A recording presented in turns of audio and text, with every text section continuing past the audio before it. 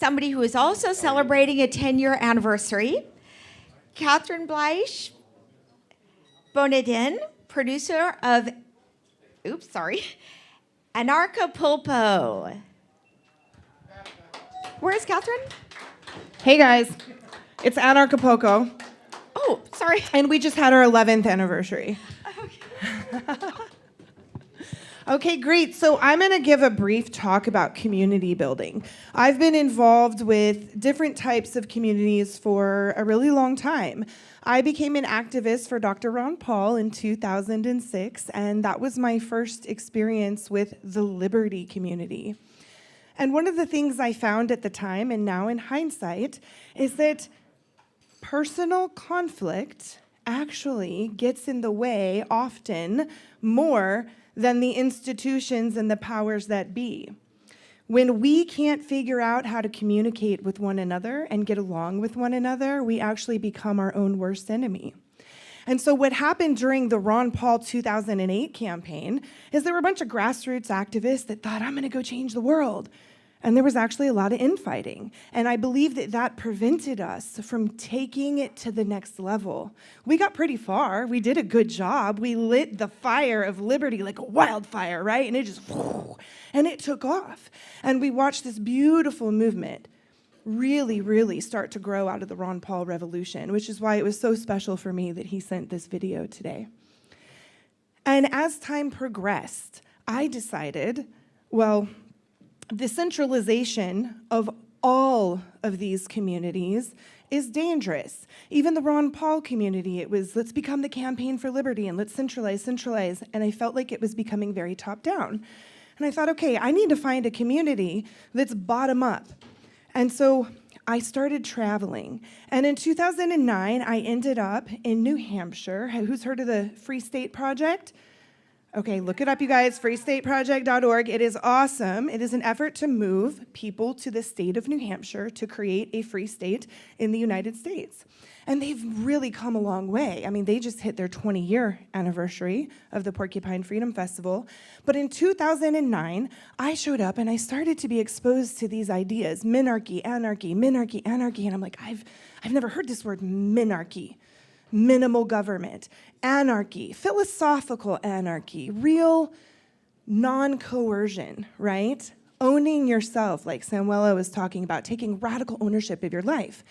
And I participated in what they call, it's a rant-off that they have called Soapbox Idol. And I was giving this talk, and I was actually talking about this tendency towards centralization that I had seen in the Ron Paul campaign, and it hit me like a bolt of lightning. I'm a motherfucking anarchist! And I ended up winning that Soapbox Idol that year, right? But it was this very like bolt of lightning. I believe in true freedom at the lowest common denominator, which is the self. And freedom is more than political. It's spiritual, it's emotional, it's psychological, and it's communal. We have to be creating freedom right here and right here. This is where it starts. If we are incapable of doing this within the liberty community, how can we expect society at large to live free? How can we expect them to even want to participate if they show up to a meeting and there's drama? If they show up and they find that we have become our own worst enemy and we are not figuring out how to progress forward. So we have to be looking in the mirror and we have to be taking ownership of who we are. Are we kind? Are we loving? Even under stress, even when we disagree with one another, can we find a way to create a common denominator between one another so that we have a point to move forward from? And that is what I believe Liberland is. It is a common denominator for us to unite around. But in order for that to be successful, we have to find a way to get along and to get along really well. And that means we have to deal with ourselves first, and that's the hard part. It's really hard. Some people spend their whole lives in therapy and they never become a quote-unquote good person. They never figure it out. So what I would like to call on all of you here who hold this vision for Liberland is to find a way to be the most free version of yourself. That means to be free from your own emotional, psychological, and spiritual problems, to take ownership of them, to look in the mirror and really assess who you are and who you want to be in this world. And are you the type of person that is capable of creating a free society? If you can't be nice to the people that you are in the same room with, that you are building a society with, how will it ever get built? It will fall down and it will crumble before you even get started. So freedom comes with radical personal responsibility. And so over time, I traveled around, I visited all these communities, and I couldn't figure out where I belonged and where I needed to be. I love the Free State Project. I love Liberland.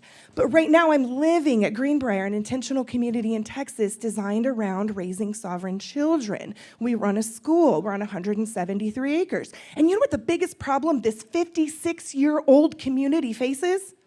The individuals who live there. We are our own worst enemy. And so as a community, we are working on ourselves so we can model that for the children. Because this is a third-generation community where I live. There's grandparents, adults, and children all living there. But every generation has to learn from the one above it on how to be a better person and how to actually behave in a way that maintains the level of stability required to have a long-term society. 10 years is awesome. But imagine when we're talking about 200.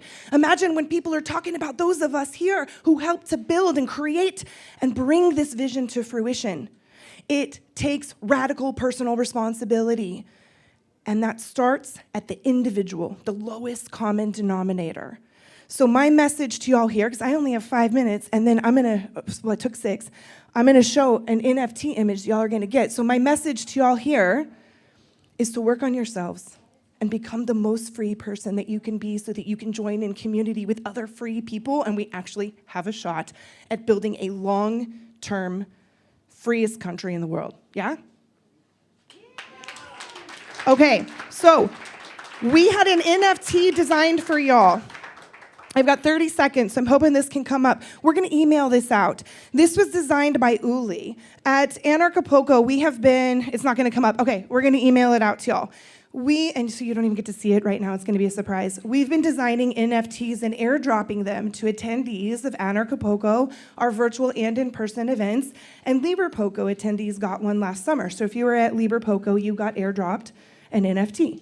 So you're gonna get an email. We're gonna be asking for your MetaMask address and your LLD information, and we are going to be, hypothetically, minting this on both blockchains and sending you a copy of the 10th anniversary NFT.